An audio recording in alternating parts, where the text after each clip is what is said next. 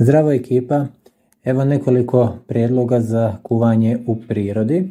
Kotlić od divljači, pileći ražnjići sa slaninom i ruzmarinom, svinjske krpice sa ražnja, mesni uštipci u kajmaku, pileći batak sa začinskim biljem, svinjska kobasica sa ražnja.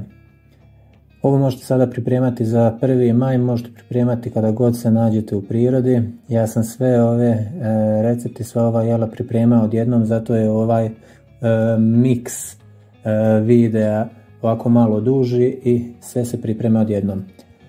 Pripremao sam kotlić od divljači, iskoristio sam dijelove fazana i srnetine. Fazan sam isjekao onako na četvrt i stavio da se kuva u vrelu vodu. Meso srnetine sam isjekao na veće kocke, otprilike 3x3 cm i također stavio da se kuva direktno u vrelu vodu. Crveni i bijeli luk isjeckamo na kockice, dodamo da se kuva sa mesom. Zatim korijenasto povrće, mrkvu, celer i pješun isjeckamo na kockice i dodamo u kotlić da se kuva, ali tek nakon što se meso kuvalo oko 90 minuta. Tada dodamo i 2-3 lista lovora. Sa vremena na vrijeme promiješamo čorbu. Naša čorba će se kuhati otprilike nekih 4 do 5 sati. Ja sam ovdje u ovaj kotlić dodao i isjeckane paprike, poriluk, dodao sam grašak i sve to naravno miješam sa vremena na vrijeme. Posolio sam, pobiberio i ostavio da se lagano krčka 3 do 3,5 sata. Nakon 3 do 3,5 sata kuvanja napravimo smjesu, takozvani klajster, s kojim ćemo da zgusnemo našu čorbu. Ta smjesa se sastoji od vode, brašna, ja sam dodao jalevu papriku, dobro izmiješamo i dok dodajemo čorbu obavezno miješamo da se ne bi napravile grudice u čorbi. Također sam dodao i paradajz pire. 10 minuta pred sam kraj kuvanja napravimo takozvani gulaš gewirz. On se priprema od slanine, bijelog luka, lista peršuna i kima. To sitno isjeckamo i dodamo neki 10 minuta pred kraj kuvanja naše čorbe. To će dati poseban onaj šmek i sjajan ukus našoj čorbi. Zatim pripremimo roštilj, stavimo žar da nam se ploča zagrije. Zatim pripremimo suvi pajc. Suvi pajc sam pripremao ovaj put od aleve paprike, italijanske smjese začina, soli. Isjeckam svinjsko meso od buta ili plečke, onako na krpice, tako ja kažem, na tanke komadiće otprilike veličine 3 do 4 cm. Zatim na ovaj takozvani mali ražanj stavimo svinjsku kobasicu i naše svinjsko meso koje je ostajalo u pajcu otprilike 30 minuta do sat vremena i to pržimo ovako direktno na vatri kao nekada. Ovo me podsjeća kada sam ja pripremao ovako ražnjiće sa svojim braćom i sestrama i rođacima kada je bio krmokulj. Mi smo kao djeca uvijek ovako pekli meso. Evo me vratilo u djetinjstvo, evo ja sam ovdje pozvao i svoje sinove da se ovdje druže sa mnom, da sa mnom roštiljaju i da uživaju u prirodi i da i njima ostane ovo sjećanje. Oni se tu trude da mi pomognu, ja im to sve dopuštam i oni su izuzetno ponosni što su bili taj dan uz mene i što su mi toliko pomagali. Zatim pripremamo pileće ražnjice sa slaninom. Slaninu isječemo na krupnije komade, pileći file isječemo na komade otprilike 3x3 cm.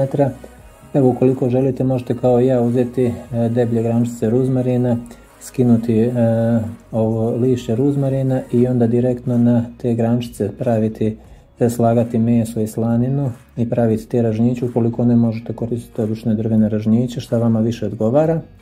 Zatim podmažemo ploču našeg roštilja sa košicom od slanine i zatim na ploču stavljamo naše meso, to jest ovaj put ove pileće ražnjiće. Evo vidite kako su prekrasne ove grančice ruzmarina. Zatim pripremamo sljedeće jelo, pileći batak sa začinskim biljem.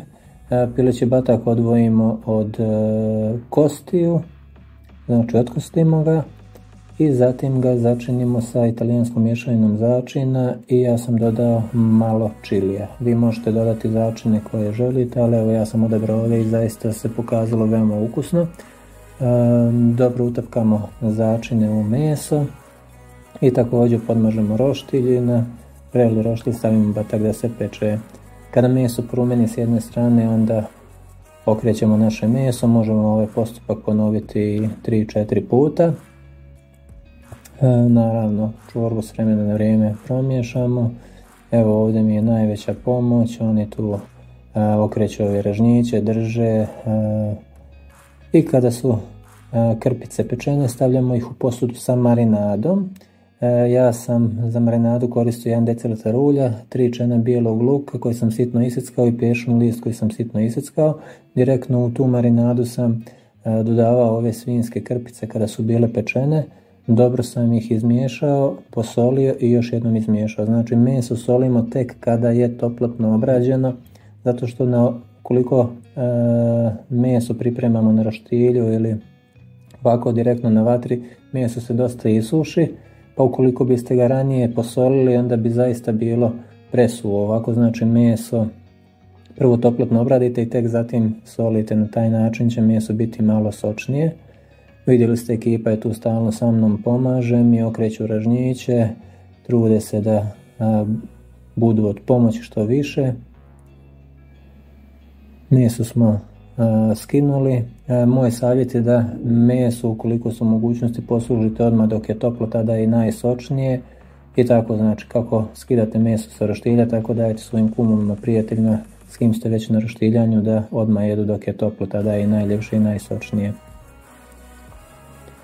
Evo, pileći batak je također gotov i njega ćemo sada servirati, a pripremamo sada mesne uštipke sa slaninom koje ćemo zatim staviti u kajmak. Slaninu iseckamo na sitne kockice, a ja sam koristio meso junetine i možete koristiti meso svinjetine ili kombinaciju šta već želite.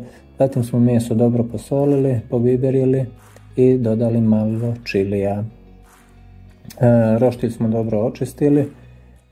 Zatim smo ga podmazali i direktno na roštilj pravimo male uštipke, znači napravimo malu kuglicu i pritisnemo da dobijemo ovako tanju, da tako kažemo, tanji uštipak i stavljamo direktno na vrelu ploču roštilja da se prži. S vremena na vrijeme okrenemo da se to lijepo ravnomjerno peče. I kada su uštipci pečeni, stavljamo ih u posudu sa otopljenim kajmakom. Zatim serviramo sve ovo što smo pripremili, prelijemo sa toplim kajmakom i uživamo u ovim jelima. Nadam se da su vam se svidjeli ovi prijedlozi. Kompletno pisane recepte sa svim detaljima i sa svim normativom potražite na našem sajtu www.zakuvaj.com. Prijatno i uživajte u kuvanju u prirodi.